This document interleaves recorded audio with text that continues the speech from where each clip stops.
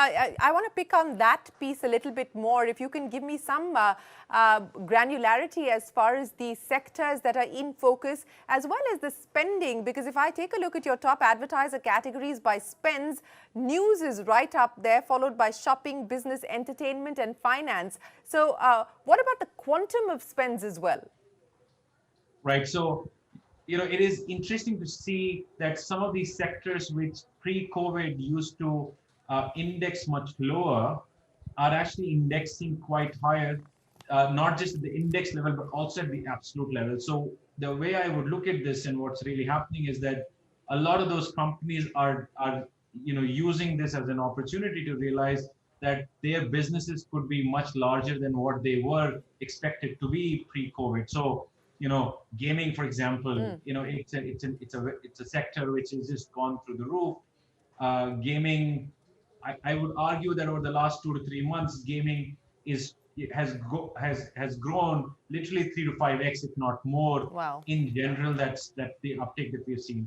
Similarly, sectors which are more in the commerce space post some of the lockdowns opening up are really starting to scale right now quite heavily, because they obviously missed a huge amount of 6 weeks of business, but also people are expected to stay in. So it's a very obvious one, frankly, if you would ask me, that commerce would start to pick up and e-commerce would start to pick up a lot more. The ones that I thought were very interesting to see, which I had not seen earlier, were more around health tech, for example, right? Okay. So there's a lot of health oriented things which are now happening. Health and wellness, I would put all of that in a similar bucket. But across both of these sectors, I say, we are starting to see things which are happening because people are starting to understand and take care of their health while sitting at home, wellness while sitting at home. And therefore, these applications and these businesses didn't necessarily have that level of traction before this, and therefore, but these are now very, they're very in, and so therefore, they're spending quite heavily. And the other one, which is very, very visible across across the board, is our education companies. Yeah. And they were very lower on the index portion, except for maybe 1 or 2 companies out there. But right now, you'll see a large number of them coming back out here and looking at this. And entertainment is a pretty obvious one, given people are at home locked in. Entertainment is a big sector that's really looking at things differently, and OTT applications, etc., are spending a lot of money to make sure that consumers come and log into their into those environments and consume as much entertainment content as they can. And so all of these sectors, I would argue, have seen a huge uptake. And not necessarily they were the top top of the chart. So the charts have changed. Yeah. The leaderboard has changed, but the size of the leaderboard is still very similar to the size of the leaderboard that existed before this. The charts have clearly changed, and gaming, absolutely. Gaming, health and wellness, ed tech, e-commerce, these clearly have been leaders through this period. But in terms of the quantum of spending, Naveen, and everyone is dealing with cost implications, with cost constraints, rationalizing budgets. What is that going to mean in terms of spends going forward? What are you picking up? So there are 2 ways one has to think about this. One is there is overall spending of advertising dollars, and then you have to see, while the overall spending of the advertising dollars have come down, what's the shift that's happened in the digital space. So if you take the overall pie has come down, but the digital nature of the pie has actually gone up quite a lot. Like, for example, I would be surprised if there are people who are still doing out of home out of home advertising. Yeah, right? There's nobody. If people are locked down, there's no point in doing out of home advertising, is there? Exactly, right. So that's one example which an industry should literally be at zero, but those dollars may not completely come back, but a portion of it would add to the digital pie. Similarly, because one of the big areas of advertising on television was live programs, and given any kind of sport is basically off the table for the next foreseeable future, a lot of that spending went down on television, but came back in the digital space. So, if you take these big buckets of dollars at the at the overall level, the dollars come down.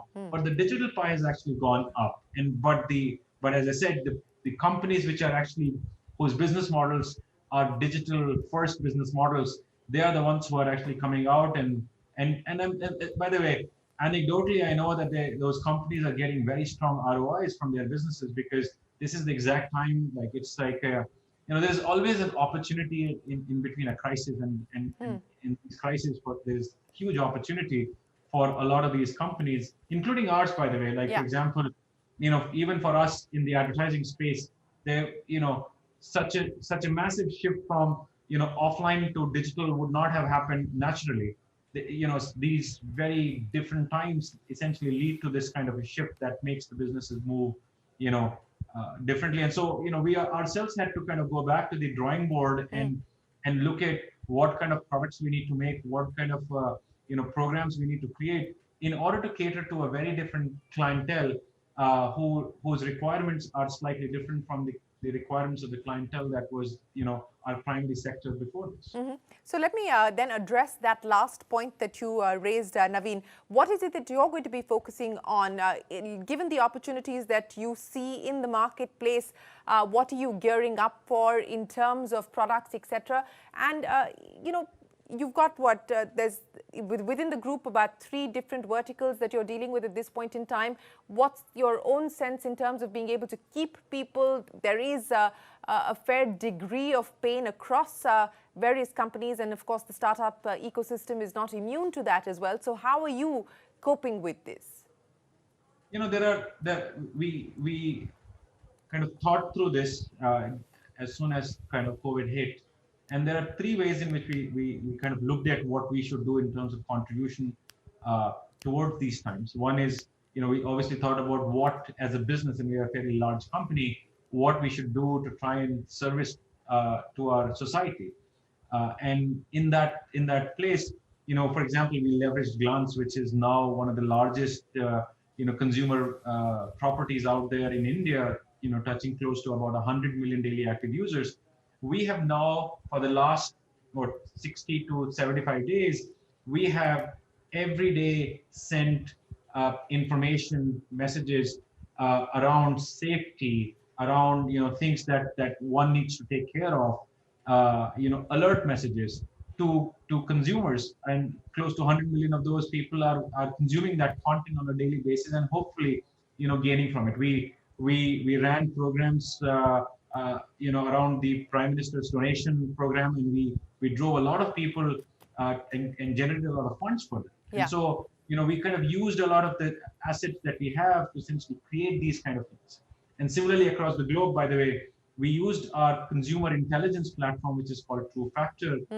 We used that platform to essentially provide research firms, institutions, governments, intelligence pro bono, in order to essentially help them predict what the coronavirus, where could it hit more, what actions do they need to take. Because a lot of these problems, if you're actually not out on the road, the only way you can solve for them is through building very rapid artificial intelligence models to essentially predict what could happen. So institutions across the world have had access to our intelligence and are leveraging that to essentially come up with hopefully better solutions and saving lives. And so we feel we are doing our bit, not just in India, across the globe, in our contribution to try and make sure that society is safer, and we do our bit on that front, at least.